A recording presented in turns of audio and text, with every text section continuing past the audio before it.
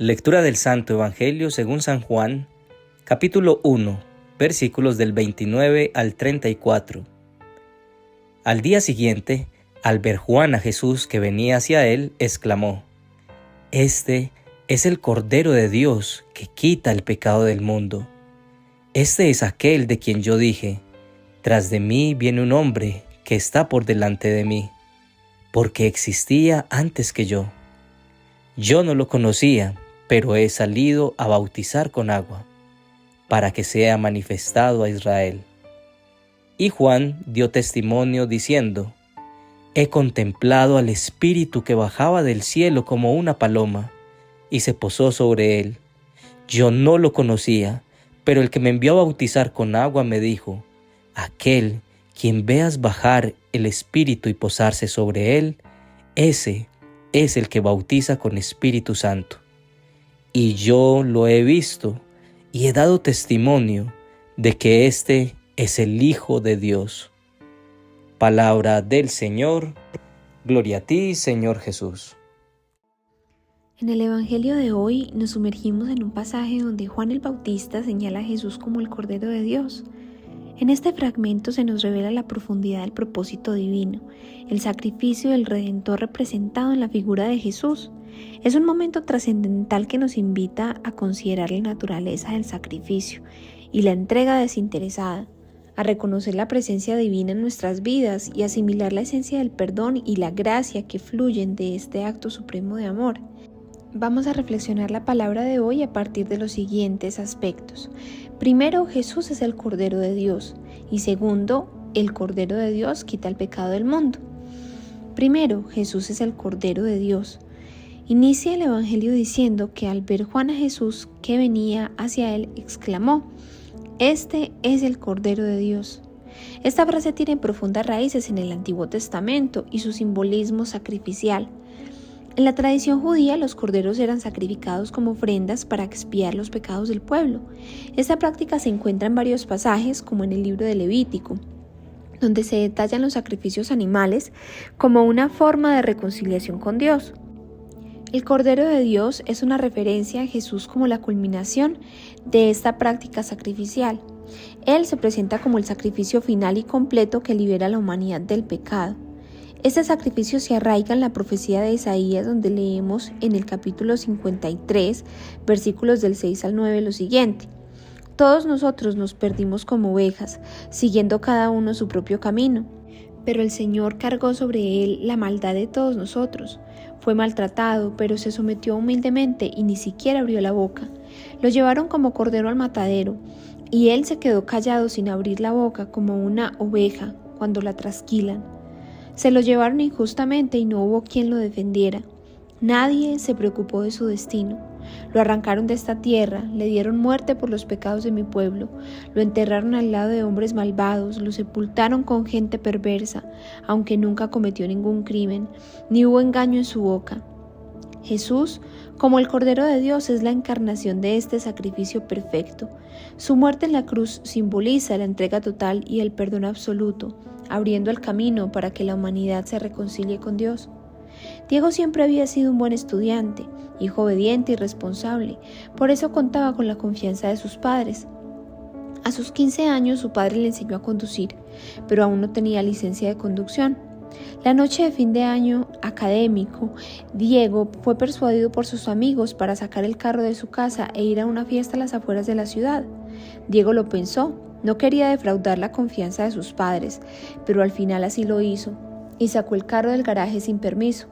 De regreso a su casa, el carro chocó contra un poste, dejando el mismo totalmente averiado, afortunadamente sin ningún herido. La discusión acalorada entre Diego y su padre Rubén llevó a palabras hirientes y a decisiones apresuradas. Diego decidió marcharse de su casa, avergonzado por su comportamiento, dejando a su familia sumida en la tristeza y la preocupación. Los días eran eternos para esta familia. Rubén, el papá de Diego, lo continuaba amando profundamente y se preocupaba por saber de él, pero al mismo tiempo sabía que era necesario que su hijo afrontara las consecuencias de su desobediencia y se hiciera responsable del gran daño que había causado. Diego, por su parte, sabía que su error había sido grave y sentía que tenía que reparar ese error. Así que con gran esfuerzo y sacrificio, Diego inició a trabajar y comenzó a ahorrar cada peso que podía, y ahorrando durante varios meses pudo juntar una suma importante de dinero, pero aún insuficiente para cubrir el daño del carro de la familia que seguía sin poder ser reparado. Un día, lleno de humildad y arrepentimiento, decidió regresar y volvió a la casa de su padre con temor, pero con la esperanza de que el sacrificio y esfuerzo hecho durante ese tiempo para enmendar su error fuera suficiente para obtener el perdón por parte de su padre. El padre de Diego, en un gesto de profundo amor, lo acogió con los brazos abiertos, mostrando un perdón que no necesitaba palabras.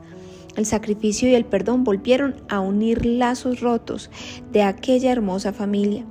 Rubén sacó un préstamo por el dinero restante para la reparación del vehículo y junto con su hijo Diego pudieron pagarlo en poco tiempo. Esta experiencia y la forma en la que fue abordada por ambos los unió aún más. Segundo, el Cordero de Dios quita el pecado del mundo. La culpabilidad nos hace distanciar de Dios y no nos permite sentirnos en paz.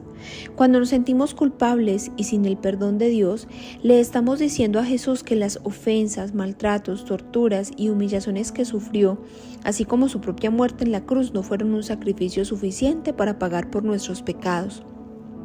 A través de la historia, el hombre ha tenido que recurrir a sacrificios y ofrendas que le permiten sentirse perdonado y en paz con Dios. Es así como algunos ofrecían animales en sacrificio, otros riquezas, otros ayunos y otros autoflagelaciones.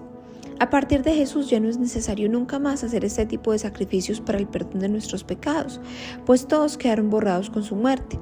Así lo anunció Juan el Bautista cuando dijo: «Miren, este es el Cordero de Dios, que quita el pecado del mundo». Ratificando esto, el mismo Jesús en la última cena con sus apóstoles les dijo: «Beban todos ustedes de esta copa, porque esto es mi sangre, con la que se confirma la alianza, sangre que será derramada en favor de muchos para el perdón de sus pecados». Así pues, si hay algo en tu corazón que no te deja estar en paz con Dios, recuerda que Dios es un Dios de amor y que Jesús ya cubrió tu deuda. Y esto no significa que podamos vivir en un mundo de pecado.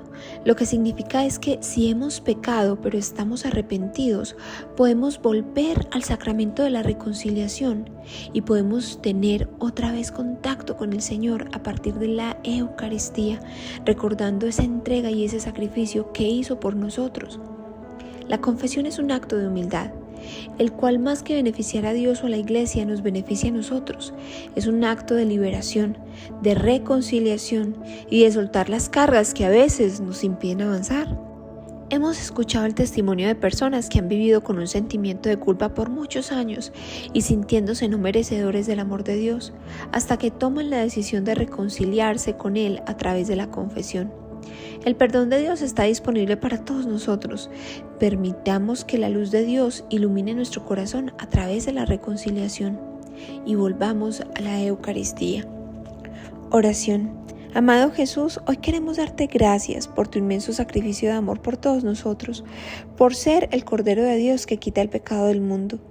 Gracias por ofrecer tu vida por nuestra salvación. Ayúdanos a ser conscientes de ese regalo maravilloso que nos has dado a través del sacramento de la reconciliación. Permítenos valorarlo y saber que tu misericordia está siempre allí, esperándonos con los brazos abiertos. Amén. Comparte este evangelio y permite que la paz del Señor llegue a más hogares.